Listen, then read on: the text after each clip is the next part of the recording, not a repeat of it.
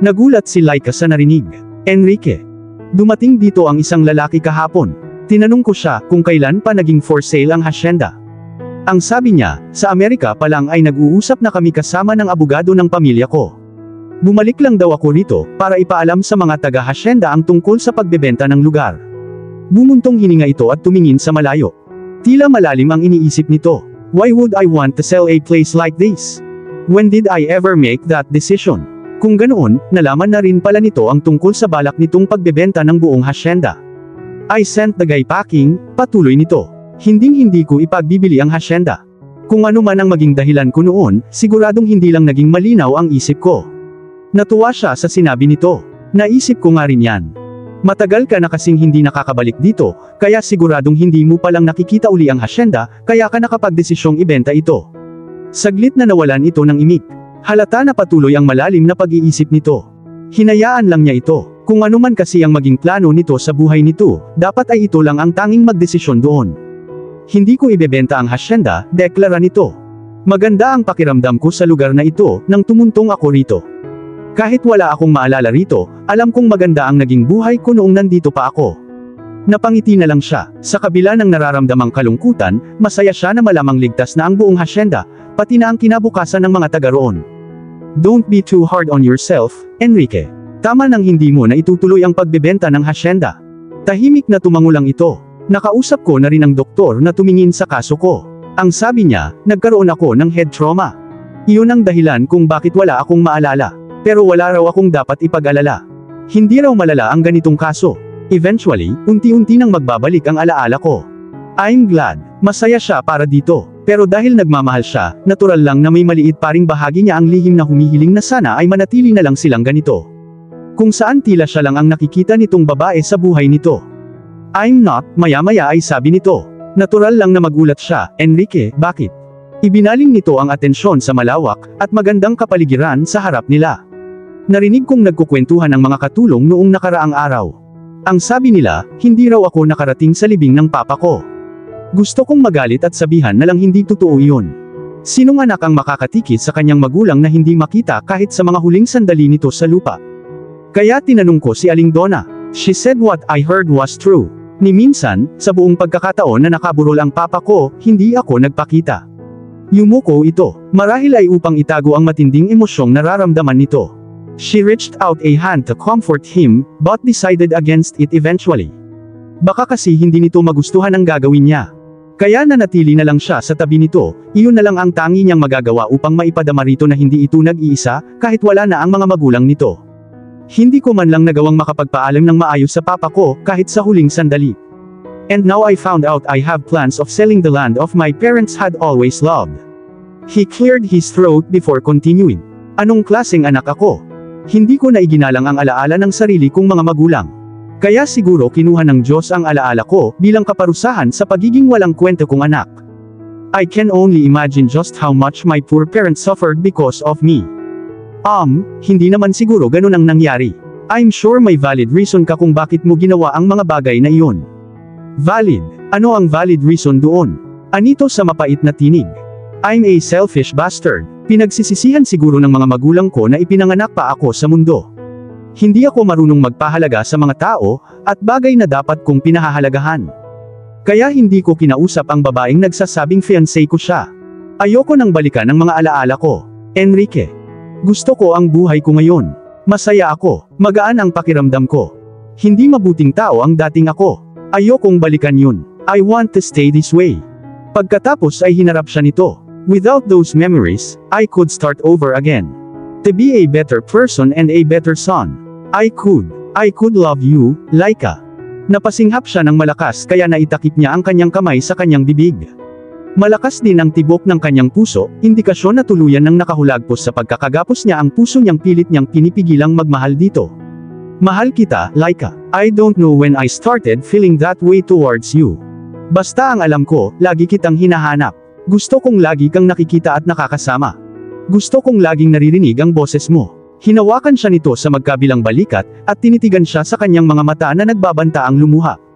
Akala ko noong una, ganun ang nararamdaman ko dahil kailangan lang kita, para maalala ko ang nakaraan ko. Pero habang nakakasama ko ikaw, mas nagiging malinaw sa akin ang lahat. I want to be with you because I love you. Ikaw ang laging hinahanap ng mga mata ko. Ikaw ang laging hinihintay ng puso ko tuwing umaga. Ikaw ang nagpakilala sa akin sa bagong mundo ko. Let's just stay this way, Laika. I don't want to remember my past. I don't want to be the bastard that I was. I want to start a new life with you. I just want to be with you. Nagmamakaawa ang boses nito. Napakasaya niya dahil sa mga sinabi nito. Kaya wala siyang nagawa kundi ang tahimik na umiyak sa harap nito. Ngunit nang kumilos ito upang yakapin siya, ay pinigilan niya ito.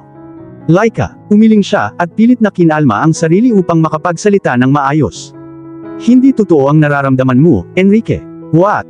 But hindi ito ang buhay mo. Patuloy sa pagtulo ang kanyang mga luha. Sinubukan niyang pahidin ang mga ito, ngunit tinabig nito ang kamay niya. Kapag bumalik ang mga alaala mo, makakalimutan mo ako. Makakalimutan mo ang anumang nararamdaman mo para sa akin. I won't. You will, Enrique. You know you will. Kaya mo nga sinasabi yan eh. Natatakot kang anumang sandali ay babalik na ang mga alaala mo. Masaya siyang marinig na mahal siya nito. Subalit hindi rin yun maikakaila ang katotohanang minahal siya nito, para may dahilan ito, upang iwanan nito ng tuluyan ang hindi nito magandang nakaraan. Sa pagkakataong iyon, siya na mismo ang nagpalis ng sarili niyang mga luha. Siya rin ay kailangan ng balikan ang kanyang nakaraan, kung kailan wala pang Enrique sa kanyang tabi. You have to remember everything, Enrique. No. You have to. Or else you will never. If I remember who I was before, I might forget you. He turned around and brushed his hair in frustration. Bakit hindi mo maintindihan iyon? I don't want to forget you, damn it. Sa muling pagharap nito ay mahigpit siyang niyakap nito. Halos hindi na siya makahinga, pero tila baliwala lang iyon sa kanya. Damang-dama kasi niya na nararamdaman nito ang takot na mawala siya sa buhay nito, at tuluyang makalimutan. Siya man ay gustong manatiling ganito ang lahat sa pagitan nila. Pero anong kasiguruhan ang mayroon siya na kapag naalala na nito ang lahat ay mahalin pa rin siya nito? I don't want to lose you, Laika. Please. Lalong humigpit ang pagkakayakap nito sa kanya. Don't send me back. Yumakap na rin siya rito ng mahigpit. Tuluyan ang nanaig ang pagmamahal niya rito. Naaksidente si Enrique. Pigil ang tili na sabi ni Melissa nang makipagkita si Laika rito. Anong aksidente? Bakit? Bakit hindi niya sinasabi sa akin? I was worried sick about him. Pinagmasdan niya ang babae. Pagkatapos ng naging pag-uusap nila ni Enrique ay lihim niyang tinawagan si Melissa upang makipagkita rito. Tinanggap niya ang damdamin niya kay Enrique, at batid niyang hindi na iyon magbabago pa. Hinayaan na rin niyang mahalin siya ni Enrique dahil hindi naman na rin makatanggi ang puso niya. Mahal talaga niya ito kaya sa kabila ng pangambang anumang oras ay magbabalik ang alaala nito, ay itinuloy pa rin niya ang nararamdaman. Nakipagkita lang siya kay Melissa dahil karapatan nitong malaman ang lahat ng nangyari. Nagkaroon ng amnesia si Enrique dahil sa aksidente. Kaya hindi ka na rin niya nasabihan. Pasensya na. I was calling him up the whole time. Bakit walang sumasagot sa cellphone niya? Hindi siguro niya sinasagot dahil ayaw niyang makipag-usap sa mga nakalimutan niyang tao. Nahalata niyang nagulat ito. Hindi totoo yan. Hindi niya ako makakalimutan. Kung meron mang taong mananatili sa alaala niya, ako yun dahil mahal niya ako. Lumingalinga ito sa paligid. Where is he? I want to talk to him. Saan ko siya pwedeng puntahan? Kung magkakausap kami, siguradong matatandaan niya ako. Siguradong maaalala na niya ang lahat. He doesn't want to remember his past. What? He refused to remember. Tinitigan lang siya nito. Maya-maya ay impit na natawa ito. Stop kidding around. Sinong tao ang hindi gugustuhing maibalik ang mga nawalang alaala niya? Si Enrique. Hindi totoo yan. The sophisticated woman couldn't seem to contain her anger. Siguro may gusto ka sa kanya, ano? At hindi mo siya tinutulungang maibalik ang kanyang mga alaala, dahil gusto mong sayo lang siya. Well, para sabihin ko sayo, hindi ko hahayaan na ang isang tulad mo ang sumira sa 5 taong relasyon namin ni Enrique. Hindi mo siya makukuha sa akin. He belongs to me. Kung ganun, ano ang gagawin mo, Melissa? Paano mo siya maibabalik sayo, at sa nakaraan niya kung siya na mismo ang tumatanggi? Maraming magagaling na doktor sa Amerika. Dadalhin ko siya roon. Mapapagaling siya ng mga doktor doon. Tumayo na ito. Hindi mo siya maagaw sa akin. Ako ang mahal niya, at ikaw, bahagi ka lang ng ilusyon niya. Ibabalik ko ang alaala niya. Liwan na sana siya nito nang pigilan niya ito. I'm sorry. Hindi ko kailangan ng sorry mo. Si Enrique ang kailangan ko. Saan ko siya makikita? Babalik na kami sa Amerika. Dapat talaga ay hindi ko na siya hinayaang bumalik dito ng mag-isa, para lang idispatcha ang lupain ng kinamumuhian niyang ama. She turned to her. She gave her a sarcastic smile. Hindi mo alam. Oh, of course, you wouldn't know what. Because you're just a part of his temporary world. Hindi mo alam kung ano ang nararamdaman ni Enrique, kaya huwag ka nang mangarap na makukuha mo siya sa akin. Ako lang ang nakakaalam kung ano at sino talaga siya, kaya kukunin ko siya sa'yo sa ayaw at sa gusto niya. Wala kang karapatang ipagkait sa kanya ang buhay niya, dahil lang nakasama mo siya sa loob ng maikling panahon. He doesn't belong to you. Alam ko, mahinang sang-ayon niya rito. That's why I told you I'm sorry. Pakisabi rin yun sa kanya. What? Dalhin mo siya sa Amerika. Alam kong mas maaasikaso siya roon ng gusto. Inilapag niya sa harap nito ang susi ng kotse. Iniwan ko siya sa kotse sa labas. Alagaan mo siya ng gusto. At pasensya na sa gulong idinulot ko sa inyong dalawa. It was her turn to walk away. Sandali, tawag sa kanya ni Melissa, bakit biglang nagbago ang isip mo? Ngumiti lang siya, subalit damang-dama niya ang bigat ng kanyang kalooban. Sinabi mo na, hindi ba? He doesn't belong to me. At ano ako ngayon? Isang bagay. Parang may kung anong pumipiga sa puso niya, nang makita niyang nakatayo pala si Enrique di kalayuan sa kanila. Nakaguhit sa gwapong mukha nito ang galit, habang nakatingin sa kanya. I don't belong to you, pagpapatuloy ni Enrique. You don't have any right to give me to anyone. Enrique, patakbong nilapitan ni Melissa ang binata at mahigpit na niyakap. Oh, Enrique, I thought I'd never see you again. I'm glad you're safe. I'm glad you're okay. I miss you so much, sweetie. Patuloy lang siyang pinagmamasdan ng binata, habang niyayakap ito ni Melissa. Nasaktan siya sa nakikita, ngunit hindi niya ipinahalata iyon. Hindi niya pag-aari si Enrique. Si Melissa ang mas may karapatang mag-alaga rito. At kung sakaling wala na ang amnesia nito, siguradong ang kasintahan nito ang minamahal nito. Goodbye, Enrique. Please be happy. With one last longing look at him, she walked out of the restaurant. Makulimlim ang kalangitan noon, habang naglalakad siya sa parking lot patungo sa main road upang kumuha ng taxi na maghahatid sa kanya sa kondo niya, bumuhos na ng tuluyan ang ulan. Wala siyang payong pero hindi siya nag-abalang sumilong. Kasabay ng pagpatak ng ulan ay ang pagpatak din ng mga luha niya. Kung kailan niya tuluyang makakalimutan ang mga nangyari sa Hacienda Buena Vista, Diyos na lang siguro ang makakapagsabi. Malabo nang mawala pa sa alaala niya ang binata. Unless, magka-amnesia rin siya. It's raining. Nagulat siya nang marinig ang pamilyar na boses ni Enrique sa likuran niya. It was him all right. Yeah, sagot niya. I noticed. Humarang ito sa nilalakaran niya. Wala itong imik habang nakatayo sa harap niya, at nakatingin sa kanya. Wala siyang mabasa sa ekspresyon nito dahil sa lakas ng ulan. Ipinagpapasalamat niya na malakas ang ulan, dahil hindi nito nakikita ang kanyang pagluha.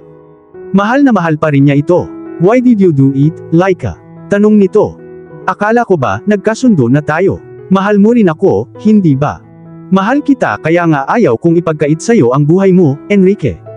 At may nagmamay-ari na sa'yo. Mahal na mahal ka ni Melissa. Siya ang kasintahan at totoong mahal mo. Hinawakan siya nito sa magkabilang balikat. Ikaw ang mahal ko. At paano si Melissa? Pasigaw na tanong niya. You can't just leave her alone. You have a life with her. I don't know her. Bakit ba kasi kailangang maging ganito kakomplikado ang lahat? Bakit hindi na lang sila nagtagpo ni Enrique sa isang ordinaryong pagkakataon, at nagmahalan ng walang ibang maaaring masaktan? I'm sorry, Enrique. Hindi ko kayang makitang nasasaktan ng isang taong mas may karapatan sa'yo. Makakalimutan mo rin naman ako, kaya huwag na nating ipilit ang hindi pwede. Natigilan ito, at unti-unti niyang naramdaman ang pagluwag ng pagkakahawak nito sa kanyang mga balikat, hanggang sa tuluyan na siyang bitiwan nito. If you let me go I wouldn't be able to find my way back to you, Laika. She just cried her heart out in silence. At ang inakala niyang ulan na kakampi niya upang maitago ang kanyang pagluha ay tinrador na pala siya, nang umangat ang isang kamay ni Enrique, at idampi nito iyon sa kanyang pisngi. Ingat ka, Laika. Pagkasabi niyon ay tinalikuran na siya nito. Hinayaan na lang niyang kumawala ang lahat ng sakit na nararamdaman niya ng mga sandaling iyon, habang pinagmamasdan itong unti-unting lumalayo sa kanya. It's for the best, Enrique. Nawala lang siya sa kanyang iniisip nang mapansin naging mabuhay ang paglalakad nito. Hawak nito ang ulo, bago tuluyang nalugmok sa sementadong parking lot. Enrique. At dito na po, nagtatapos ang part 7 ng ating kwento. Sabay-sabay po nating abangan ang susunod na kabanata. Maraming salamat po. God bless and ingat po tayong lahat.